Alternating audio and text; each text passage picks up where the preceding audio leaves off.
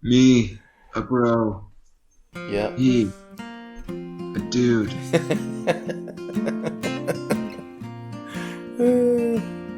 That's good stuff. All right. Let's try it. Okay. Welcome to the We Will Journey podcast. We're talking about faith and life as it happens, and not the glossy exterior we wish it was. Oh, What, man? What did I do no, wrong? I think you said it's because all the things I was thinking about before. But we can edit that. You got that part good. Oh. You got it good. Okay. Okay. All right. Okay, just. Now it's your turn. Good. Yeah. Wait. We're going to get under the surface.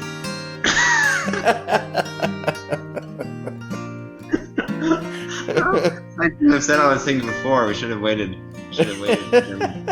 Down and dirty until after we read this part. Okay. Okay. Wait. We get under the surface and explore the down and dirty.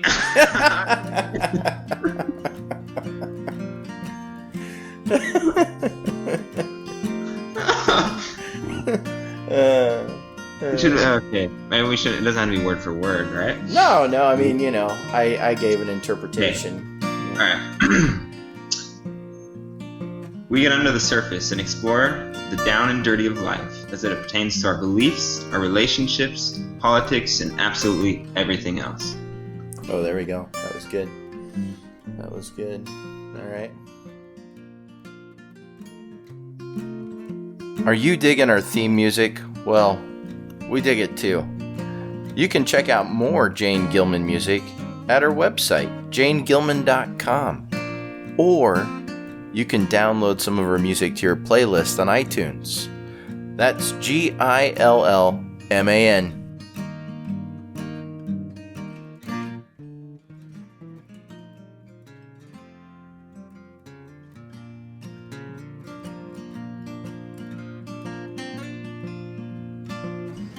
Well, Seth, I think, is this the first time we've recorded our podcast on the day of rest?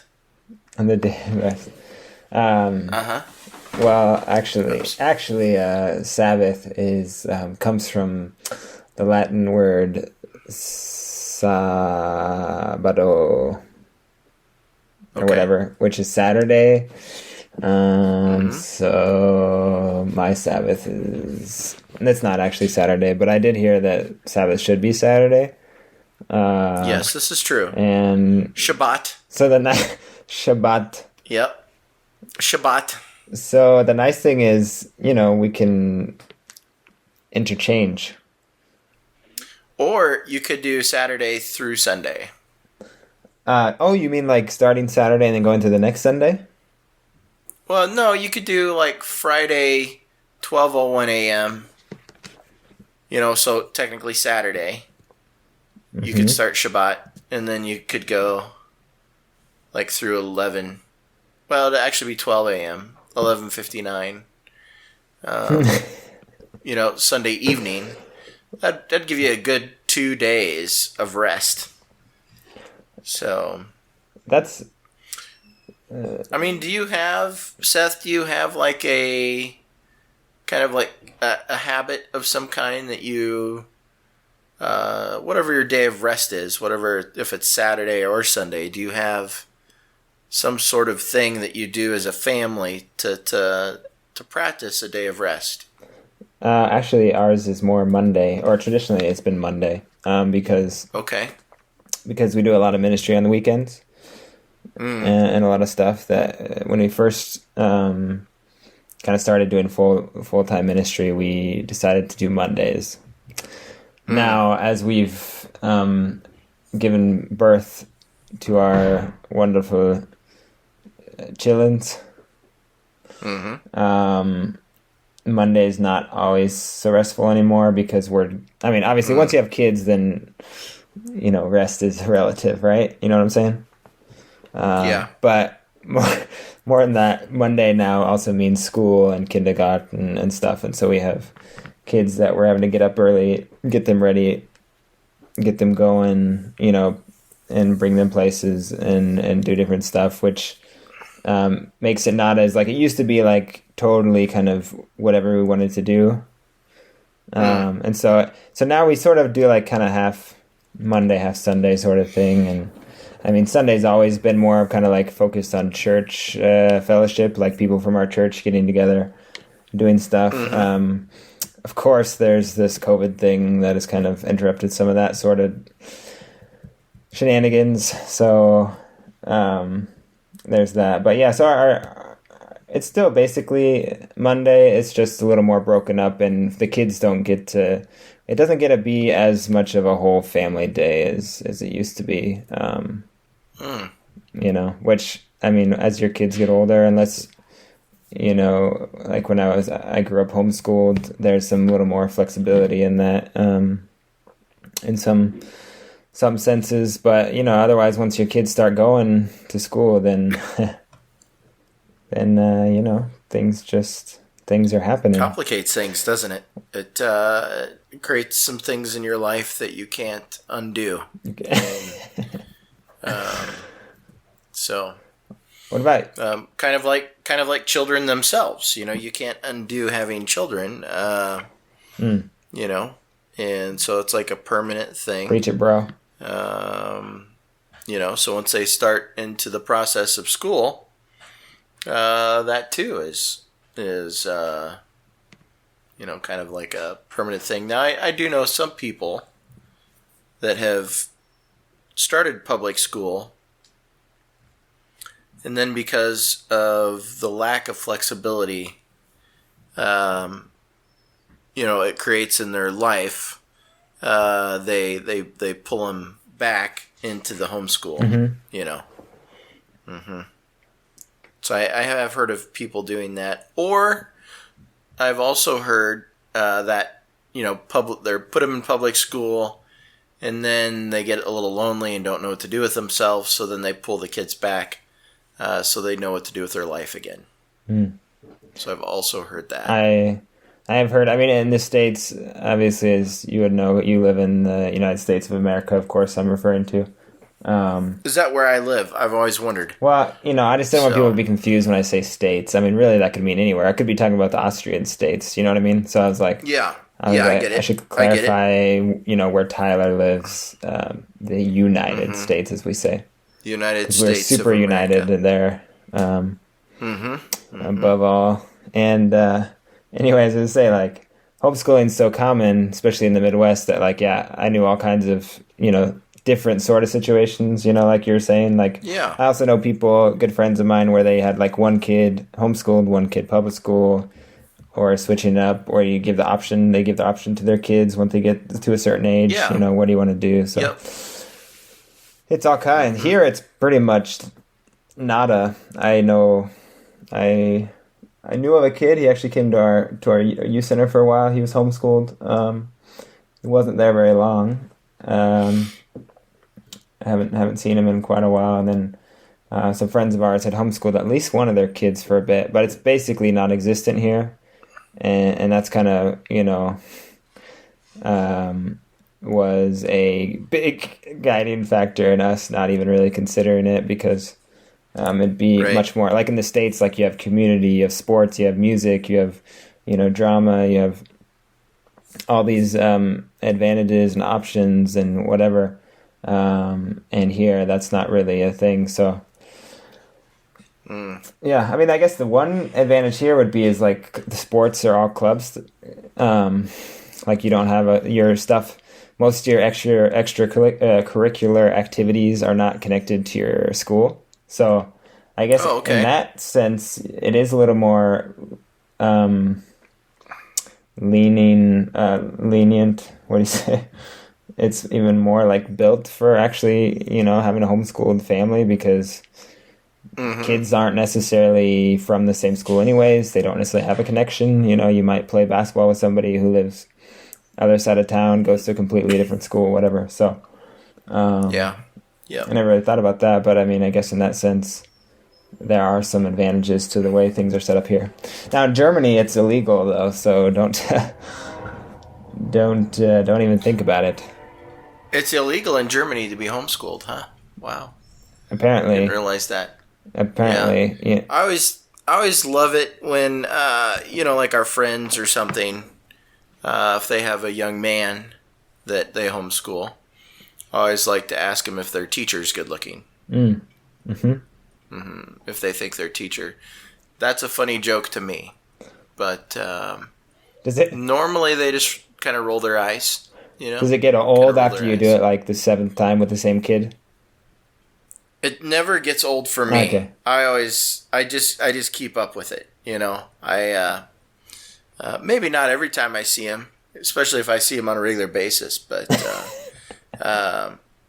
maybe every other time or every 3rd time, I'll make that joke. Is there a pretty large community out there in Western area? Not really. Not as much. It was more prevalent when we lived on the eastern side of the state. So. Okay. Yeah. Okay. Yeah. Yeah. But only just off the top of my head, I can think of 2 families that homeschool. Oh, 2 out of 4 families in your area. That's not bad. That's pretty high ratio. So. That's half the population in Western Nebraska. Ooh, I just thought of a 3rd one. I'm just kidding. So there's Obviously 3 now. 2 of the 3 are in the same family, so they're. You mean like their sister and brother? I don't think that really counts. It's separate. No, they'd be like. It would be a brother and sister, who are adults and their children. But they both homeschool. So. Well, yeah. I mean, there's not really a lot of bad to say about homeschooling if you look at my family, right? I mean, me and my siblings. I mean, that's the goal, right? To turn out like us, right? Well, so my friend Robert, actually, he was homeschooled. I'd like to tell a success story. I don't want to dwell on the negative. What do you mean? What do you mean negative? And so, anyways, Robert, stay with me, Seth. We're trying to dwell on the positive here. Wow. He has. I think a family of. Let's see. He's got 3 sisters. I think 5. I think there's 5 of them. And really detailed here. 1 sister, so they're all homeschooled, and 1 is a doctor, 1 is a lawyer. 1 was a really talented artist. Ooh, I think there's maybe 6. And then he's got a little sister that just kind of likes to party, I think. And then there's him. Okay. He's a family teacher, so we'll call that like a success. And then he's got a brother that was like a massage therapist. So, yeah. Yeah, so I mean, I think that worked out pretty well for them. That sounds, great. Yeah. Now, your family, I feel like it started out pretty well. So, I feel like things started out on a real positive note. And then you kind of get into a little bit of a gray area there. But then I feel like it kind of rebounds. It rebounds pretty well. So, got a couple younger sisters there, Seth, that are, I think, very nice young women. And, That's true. So yeah. Can you hear my dog whining? I didn't know if that was a dog or one of your kids had just stubbed a toe. She desperately wants out of her kennel. She's had some diarrhea going on. Well, it's great. Great that you share that with us. Yeah. It's not pleasant. I don't know. You've never had an indoor dog, am I correct? I have had an indoor dog, but it's been a long time. Very long time. Yep. And we had an indoor dog, I think, when I was real little, and then we had a dog that was sometimes indoors later. Okay. But never, since I was old enough to really, I guess, enjoy it and deal with all the issues that come with it, too, we didn't necessarily have one. When things are great with an indoor pet, they're great. Everything is wonderful. They add love and affection and personality to your home. When things like diarrhea come up, that's a tough situation. Yeah. That's a tough man. That's why you have 3 sons. take care of that kind of stuff, right? Yeah. Yep. Well, it was funny. When I was talking, I was gone this week, and so I was talking to Natalie, and she told me about, what was going on with Greta, and I know. And so I said, "So, did you have to clean that up?" She was just like, "Oh no, I don't do that." That's what I'm saying. That's why you have kids, man. Yeah, so the boys were in charge of diarrhea cleanup. What? Yeah. Well, for us too, like it was kind of, I don't know how it is, I guess, for you guys exactly, but for us it was kind of like, well, you are the ones that want to have a dog, so you kind of have to deal with some of that stuff. Did your kids really want to have the dog, or are they just kind of like, oh gosh? Oh, they love her. Okay. Everybody loves Greta. Okay. Greta is just one of the best things we could have ever done. You'd say that to your kids all the time? She's been a wonderful dog. My wife is she's not a dog lover, but she loves Greta. Like, she just finds Greta cute and funny, and just, she loves what Greta brings to our house, right? But yeah, the boys, I love dogs. I'm a dog lover. So, this definitely, to some extent, falls on me. Yeah. So, I do most of the upkeep. The dog is kind of my thing. Now, we had a pet lizard for a while, Ariana, and we think maybe Greta ate her. We don't know for sure. Wait, what? But, yeah, it was unfortunate. Anyways, I don't want to dwell on that, though. Sorry for your loss. Yeah, I know. Thank you. But anyways, Natalie and I were doing most of the upkeep for this lizard. And we finally got to the point where we said, listen, and Cade, being our oldest, we said, Cade, we don't really care if the lizard lives or dies. Oh, yeah, wow. And I know that sounds terrible. That's harsh. But we really don't care. If this lizard makes it, or if this lizard does not make it, it's on you. It's totally on you. And so, anyways, and then the lizard disappeared.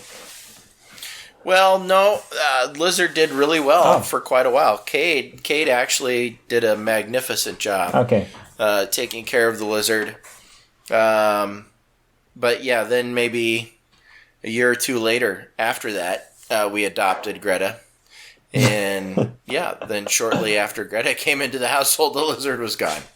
So wow. My wife just walked through the room. What's a lizard funeral like? Did you guys do that? Well, there was no lizard. There was no body. Well, I know, but like empty shoebox or something? No, nothing? You didn't like bury... Nothing. You didn't bury... We were just like, the lizard's gone. So, yeah, there was no funeral. There was no memorial service of any kind. Just kind of went on with their lives. The lizard just, disappeared. No posters around town. Did you... I saw... Nothing like that. It's so funny. I listened to the Dan Levitard show sometimes, and I think it was on there. They were talking about how this guy had posted missing... you're missing pets and stuff. He posted those signs all over the neighborhood, but it was a bird. It was like a little bird that said, "My bird's missing." And they just thought it was so funny, and I thought it was funny too. It's like, what do you want us to do if we see your bird? Well, actually, the family that I stay with when I go to Kearney, they have a bird that was lost, and a friend of theirs found it and tried to help locate its owner and could not. And so then she kept it for a while, and then I don't know what happened there exactly, but they eventually ended up with the bird. And wow. So that does actually happen. It's a cute little bird. If you have a parakeet. I mean, I guess it depends on the bird's living situation. If it's like, I love it here, I love living in this cage or house or whatever, then I could see that happening. But if the bird's like, as soon as I get a split second chance, I'm gonna head south. I'm making a run for it. Yeah. And then it's like, okay, that's it. That's it for the bird. Yeah. We're not. Yeah, the bird disappeared. So the bird is 2 states from here. Yeah. Yeah. Birds are kind of cool. They make noise constantly. They never stop making noise. This bird. That sounds relaxing. That sounds wonderful. Yeah. The thing just constantly talks, or not really talks, but makes noise of some kind. And they're weird noises too. They can talk, actually, Tyler. Some of them can. This one doesn't. Some can. Yeah, I know, but this one does not. But it just makes constant noise, and it's like weird, like almost like technology type sounds. Like a fax machine, or Like, is it a robot? Is it a robot bird? It makes like robot sounds. Yeah, it makes robot sounds. Are you sure it's real? Maybe. Yeah. I think I feel pretty confident that it's a real bird. Email. That's right, I said email. Seems like everybody's got one these days, even us. So if you want to get in contact with us or chat about the weather, you can shoot us an email at wewilljourney.connect@gmail.com. Look forward to hearing from you. Or okay, I was gonna say my parents had like this stuffed parrot that was hanging up in our living room that we got from family in Colombia. And if you saw it at certain lighting, or certain angle, you might think it's real, but it definitely was not real. I mean, this bird has literally pooped on my shirt before, so. If it is a robot, it is a really good robot. If it passes the poop test, that's the poop test. We're talking lifelike. So yeah. So that is how you tell, is by the poop test. The poop test. Yeah, if it poops, it's probably real. If you have a bird that hasn't pooped for weeks, it's not real. Probably. Yep. Just anybody listening, little FYI. You might want to take that bird to the mechanic rather than the animal doctor. If your bird is making robot noises and doesn't poop. Oh yeah. Call your local. But if it makes robot noises and poops, then we're probably okay. And it's fine. Then it's a real bird. Yeah, it's a real I feel bird. like this is one of the first times I feel like we've actually helped people with our conversation. Like really. Don't you think? Oh wow. This is like these are practical, just kind of DIY type stuff. I guess. Do it yourself. Yeah. But I think we're encouraging. Here's how you evaluate your bird. Is it a robot or is it real? Just in case you didn't know. I don't even know what's more annoying. I guess I've known people with birds, but I've never had a bird. But what's more relaxing? Because I guess with a robot bird, the advantage is you can turn it off. That's kind of what seems to be attractive to me of that. The idea of having a robot bird, where if you say your real bird talks all day and all night, maybe not so interesting to have that. I feel like a real bird, let's say you taught a real bird how to speak, how to say a word, or, right. Every time you taught it a new word, there'd be like an incredible amount of satisfaction from being able to do that. Whereas a robot bird obviously would have some kind of recording device. It would just basically play back what you taught it. It wouldn't really be learned. It would be like recorded and then played back. So I'm getting a lot. That would be less cool. I was gonna say, I'm getting a lot of feedback from you, like you're shuffling, like stacking books or something, or shuffling through magazines. Not sure exactly. Oh, okay. Yeah, maybe it's the wind. I think maybe it's a bird. I think it's actually just my little earpiece thing that I'm wearing. Hopefully you don't pick that up in the recording. Okay. But, I was going to say the worst situation though is when you find out your bird is a robot and then it's been spying on you and sent by the government. That's the thing. Oh yeah. Because if it's a government bird, it probably does even have a pooping mechanism built in. Yeah. Yep. I wonder. Nope, not going to go down that path. Anyways, we'll move on from the bird conversation. I agree. Yeah. I appreciate you going with it though for a while. That was very nice. Well, I do what I can. I do what I can, man, to support you in anything I can.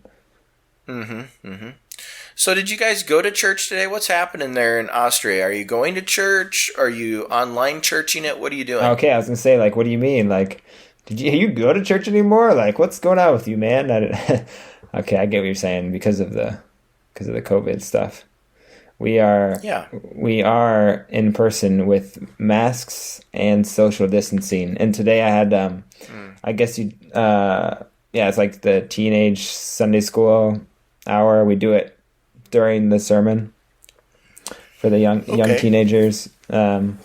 Not every week, but a few weeks out of the month. And so I was in charge of that and did a lesson there, and we have to sit distancing from each other, and we have to wear masks. We used to always have, I'd bake some cookies, and we'd have this time of fellowship and hanging out and eating and just breaking bread, so to speak, together. And now it's everyone's wearing a mask and you're trying to understand what Timmy's saying through his mask. And so I was trying to figure out what people were saying through the masks is kind of the difficult thing. But thankfully, we do get to at least meet in person. Yeah. And we've done it. I think it's been 5 weeks. It's been about 5 weeks that we've been meeting in person. And everyone has that's nice. You go into to the what's the word for it? Auditorium or whatever, where we have our church services, and there's basically 3 chairs set up here, 2 chairs there, 1 chair there, 4 chairs there, and you just go find a spot, and it's all mapped out, kind of how it has to be with equal distancing and all that kind of stuff. So we do have it. We have to wear masks. We're not allowed to sing, which is, I'm sure I broke that rule half a dozen times per service. Because when you're sitting there and, there's a really, really cool worship song or whatever, you just automatically start to in the eyes of my heart, and then somebody, slaps you across the face and they're like, that's forbidden. Okay. Are people pretty prudent about that? Do they really, if you start singing, are they coming down? They're saying, listen, knock it off, buddy. No, I might have over-exaggerated on the slapping or that kind of thing. But But it definitely, it might have been a touch of sarcasm. But it definitely is weird. I don't know. It'd be interesting to hear what you guys are having to do, or if you're needing to do stuff. But it's weird, right? If you have a band or whatever, individuals up there playing worship music, and you got 2 or 3 songs, and you're supposed to just sit there and listen to it and not participate. It's kind of a weird situation to be in. I've never had that. I mean, I've been to mega churches where sometimes it feels like a concert, and then you're I'm just gonna sit back and enjoy this rock music. Don't even know what the lyrics mean, but it's pretty cool. But here, I'm used to our church where it's really, you're singing with the band, and it's more interactive thing. So just to sit in the seat and kind of observe what's going on and listen, but not try and keep yourself from really singing, is kind of a tightrope walk. Hey guys, it's Seth. Some of you might be wondering, I wish there was a way to follow these guys and what they're up to. Well, I don't know if you heard about a little thing called the internet. That's right. If you check us out at twitter.com/WeWillJourney1, you'll be able to keep updated on what we're up to and maybe some future interviews or projects we're working on. Catch you later. Yeah, it is. We have had, of course, we live in the sticks, so makes a big difference. We're in a low low risk zone right now. Mm-hmm. So everything's basically back to normal. No real restrictions. Okay. To speak of in our area. And even when things were kind of, going around, we met with such a small group anyways that, we just kind of kept... but if COVID or somebody thought they might have it, we took precautions. So we didn't spread it around, and that was pretty effective. So we would not meet, face to face those weeks. But, okay. But other than that, we've never really stopped getting together. Dude, that's awesome. I just definitely envy that. I'm I mean, you get used to it. You get used to the masks and the elbow bumps and seeing people's eyes and trying to read their expression or whatever. But it's not the same. It's not as relaxing. Yeah. So, not everybody can do what Tyra Banks does. Not everybody can smile with their eyes. Oh, is that what is she good at that? Is she known for that? I guess, yeah. Yeah. My wife used to watch America's Next Top Model. Okay. And I think Tyra Banks hosted that show. And there was this thing where she would smile with her eyes, It was kind of crazy. But have you learned that? Have you picked up on that? I have never learned that skill. It's just something that I haven't taken the time probably to practice. I don't know why. You've got the eyes for it, man. You've got those big, beautiful eyes. You should do it. I appreciate that. Yeah, I need to do it. I just haven't. I don't even have a good excuse as to why. One of those things that's just always in the back of your mind. You just don't get around to it. I know what you mean. It's like, I feel like there's some spots in our house we're always thinking we need to repaint, or patch some little marks or whatever, repaint them. It's just like you just don't get around to it, And it's kind of like for you, that's like the smiling with the eyes sort of deal, Yeah. Yeah, I feel bad about it. I want to smile with my eyes. I really do.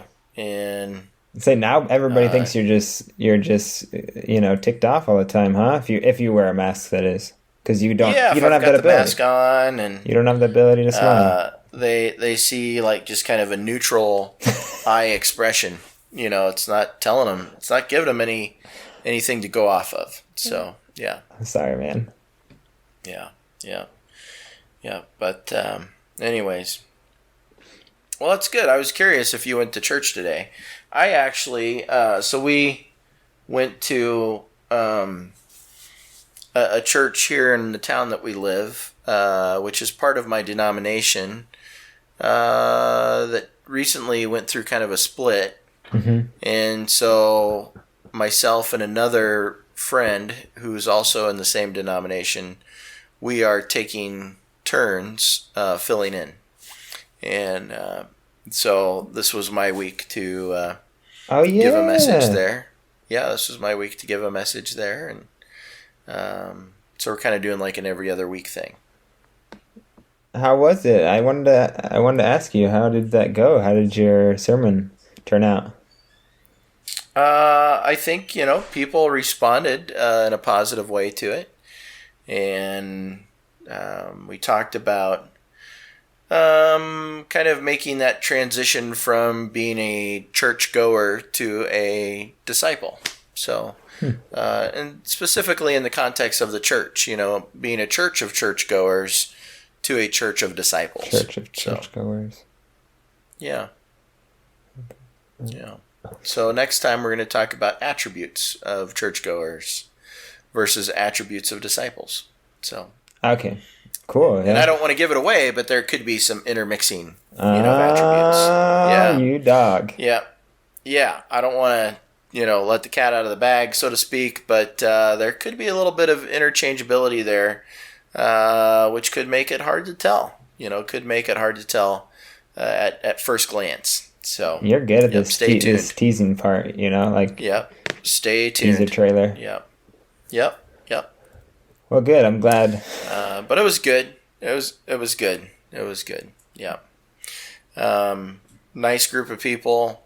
Just kind of a teeny tiny thing, and they're just trying to regroup and move forward, and it's kind of actually, I think, an exciting time for them. So, yeah. Okay, right, yeah, because you're saying, because that's not your home church, you're just, switching out with this other guy kind of as things get back on the rails, so to speak, right? Oh, say that again. I did not follow what you said. I said because the church where you're at today, that's not necessarily your home church, correct? You're just... Well, so our, kind of our home church for the last, I want to say 2 years, but I did this for another church a while ago too. About a year ago, for about a year, I filled in on an every other week basis for another church. Okay, yeah. And so that kind of, changed our dynamic with, we meet with like a home group, kind of a home church. Right. In the neighboring town, and so yeah, but ever since COVID, then we've basically just met with the home church, so it's been really good. Okay, yeah. Okay, yeah. Cool, yeah. How do you feel actually if you have a sermon and you feel like maybe things are tight, you don't get as much time as you want to prep? Are you more just, or even maybe you have kind of a stress-free week and you have all the time you need, do you look forward to like the giving the sermon, getting up there, sharing this whatever God's put on your heart? What are you prepared, or do you look forward more to the end and like it's over, I got through it, I didn't say anything too stupid, I hopefully didn't offend anyone? Yeah, I was really excited today to give the message that I felt like God kind of had something brewing in my heart all week, and so that's pretty typical for me. I've been fortunate enough to give quite a few sermons now, and as I start thinking about it and praying about it, it just seems like God starts turning, and so my process is just a lot of thought. I read, I think, and I take notes, Mm-hmm. and for instance, this week I couldn't sleep. It was like 2 a.m. and I had just a kind of a flood of thoughts Mm-hmm. about this sermon. And it wasn't actually this sermon, it was the next sermon. So I had just kind of a flood of thoughts about the next sermon, and so I scribbled them on my iPad, thanks to my Apple Pen that I have, which I really love. So yeah, it's kind of a cool thing. Maybe Apple will send me free iPads and iPens if I say that. That's neat. That's pretty neat. Yeah. Anyway, so I scribbled down a bunch of notes, and then the next day, actually in the morning, I firmed up kind of my outline for today, and then I got up early this morning, and then I changed it again. I changed my outline significantly from what I was going to do. So took kind of a different direction with this first message. So, God just sometimes keeps stirring in my heart what he wants me to say. And now some of the core things of it never changed. There were some verses and those kind of things that stayed the same throughout. I added to it, but I this was kind of a foundational message. Tried to lay a little bit of a foundation, and it will kind of come back to it. So cool. Yeah. But no, I always look forward to it, man. I love to share what God has been doing in my life, and especially about, when you are giving messages in a church, you're praying about what God wants that church to hear, and so, and it's also like, what do they need to hear from me? Because somebody else may go in there and they may have something totally different. But God is doing that work. What do they need to hear from that person? And could be different stuff, but I believe that they probably need to hear both, both things. So my friend Larry is going to be doing the off weeks. I'm excited, because he's a super good guy and, just has a real heart for God and really pursues that relationship and really kind of a neat way. And I know he's going to have good stuff for them too. So it's going to be awesome. That's cool. It's got to be kind of challenging in a way too to switch off, though, right? That if you do a part and then someone else does a part and you do a part, or do you feel like it kind of blends together pretty well? Well, it just depends. If you're trying to coordinate that, we're going to try to coordinate our stuff a little bit once we get to a point. I'm hoping to go through a book together. So, like, I would take one chapter, he'd probably take the next one, and we'd kind of go back and forth. So, yeah, that might be. I've never done that for an extended period of time. I think the last time I did that, maybe I gave like 3 out of 9 sermons or something like that. So this will be a little more regular. Yeah. Cool, man. Yeah. It's dope.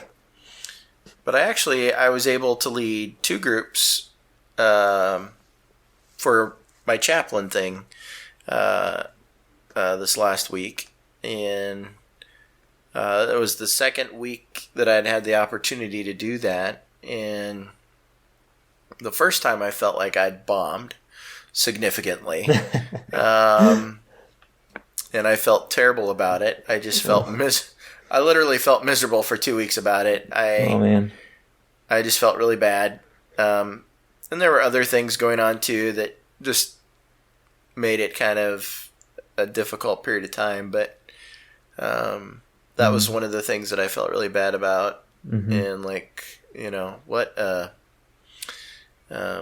an idiot is how I felt, I felt like a real idiot. And then, I got there and the people were just like so gracious and kind. That's awesome. That's awesome. But yeah, then I felt like group went a lot better this time. And so the sermon thing, like in a church setting, I feel much more comfortable. In a non-church, in this case, behavioral health facility, I feel more challenged, by that in some ways, because it's just a different audience. It's harder. It's harder to know how to prepare, how to approach it, but I think I'm getting a feel for it. But yeah, the first time I totally did not have a feel for it. I totally bombed, I think, on some levels, but yeah. But in most church situations, you kind of know what to expect and you know how to prepare. And so anytime you get into a new situation, it's just a little more difficult that first time. And so you learn from it, and kind of, I think you have to forgive yourself a little bit for not totally being on the mark sometimes, and maybe even ask for a little forgiveness from time to time if you need to, and move on from it. And because that for me often it's that sense of that comfortability that comes with, I guess I'm thinking for me, like if I know the people, if it's a congregation or it's a group where at least I'm familiar, feel comfortable with a number of the people there, then it's also like less pressure because, like, even if I say something kind of dumb or, it doesn't come out the way I wanted to, like, you can kind of talk to them about it, or they know you, they get who you are, they understand. You say stupid things sometimes, for me. But then, like, if I'm talking to people I don't know, or speaking in front of, like, a church where I don't know the people very well, then it's like a whole new thing. It's like, oh man, like, I hardly ever. You should just preface. You could always preface, just like, I'm gonna say something stupid. So when it happens, just go with it. Pretend maybe like you didn't even hear it, and we'll be fine. So we'll get. I do. There should be. I should just, next time I'm in front of people that don't know me very well, I should just have, like, some kind of clip that I bring with me, like that they have at the front of movies and stuff. Just like as a warning. This. Be prepared. Be prepared for some idiotic comments, some you may experience turbulence during this message. Buckle up. Yeah. Your paper bag is under your chair if you need to vomit.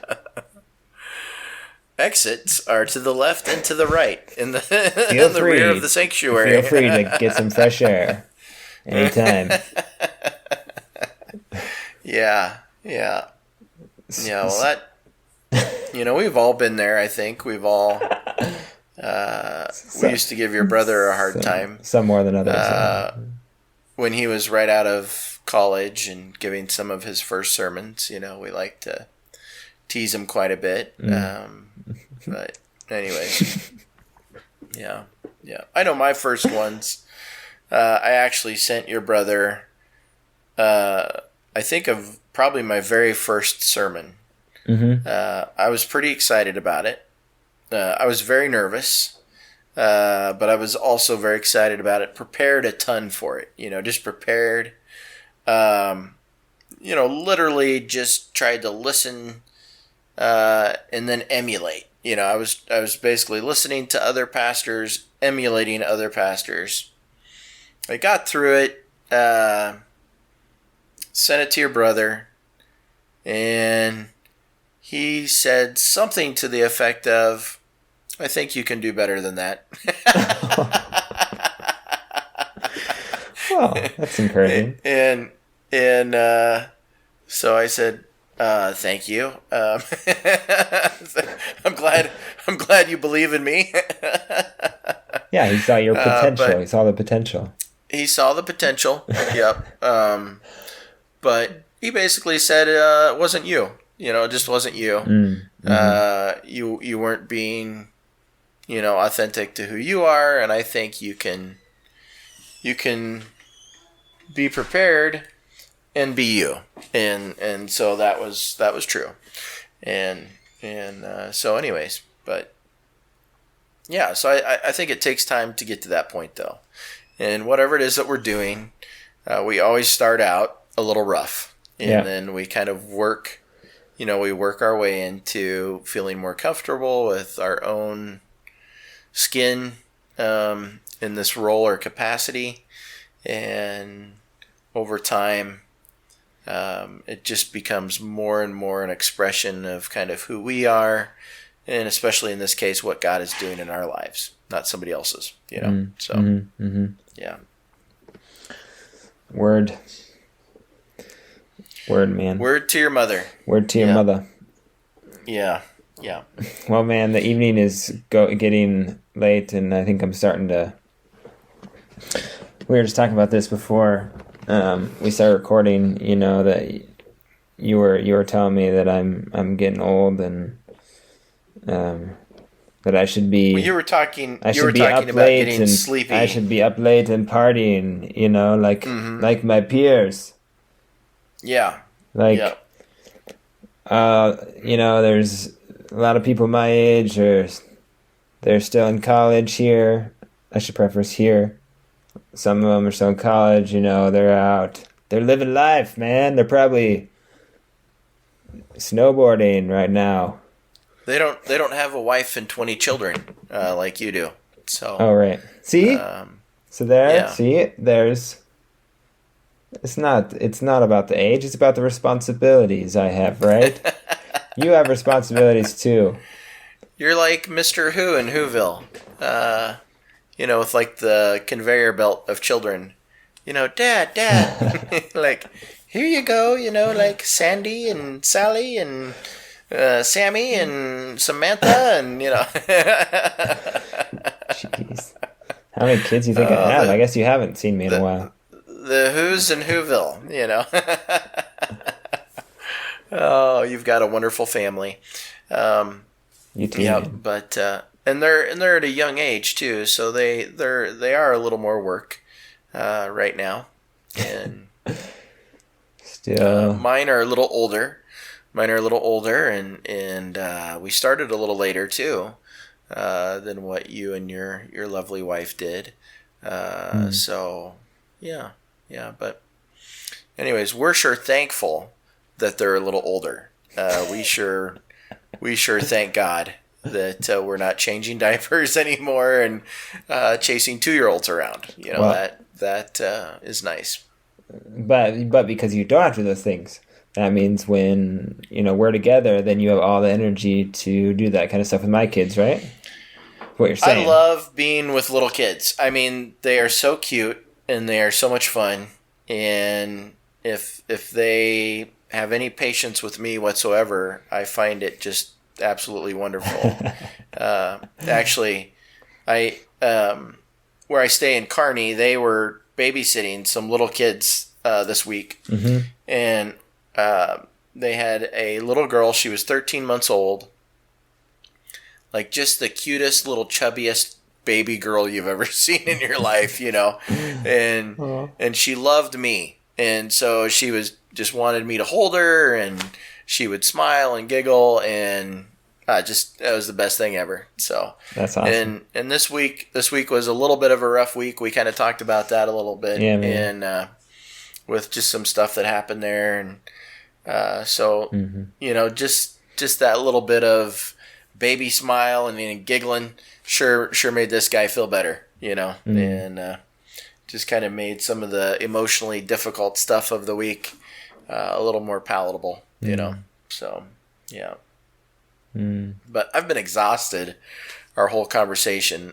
Most of our conversation I've had my eyes closed, so I can just let them rest. Are you saying because of the things I was saying were making you exhausted? Or are you saying there was existential, what's the word, external? I've just had a very exhausting week, physically, emotionally. Yeah, no, man. It's been a long week.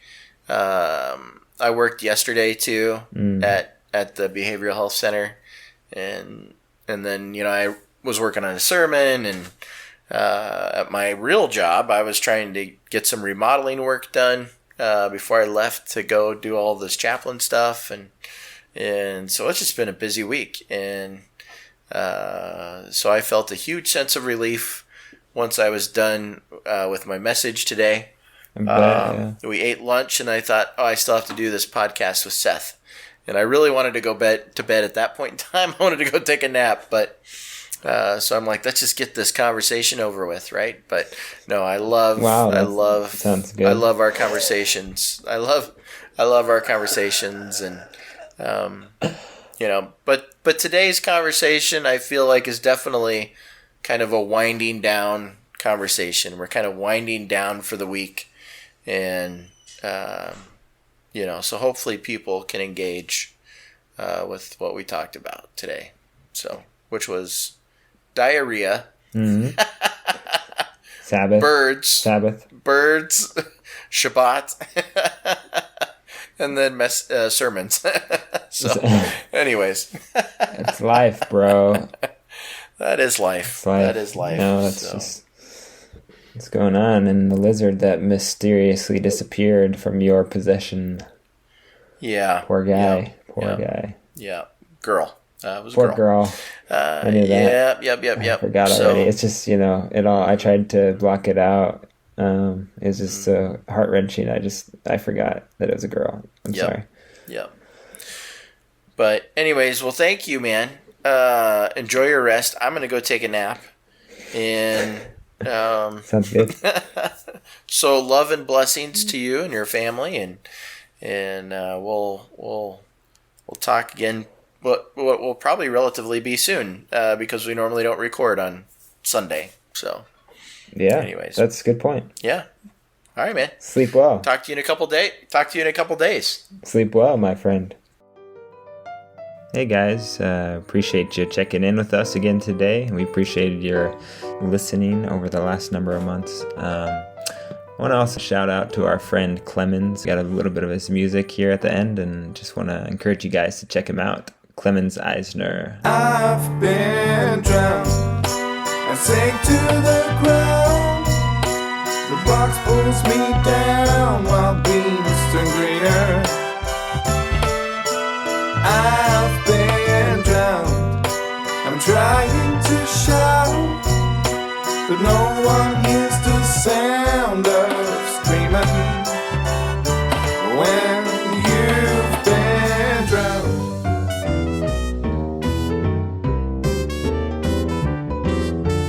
One box fades into the brackish fog. My toes land on muddy fleece next to rotten logs. It's hard to move, I feel like I'm locked in a cotton cage. The swamps all up by silent like a grave. Blurry figures sneaking through the creeper's wood.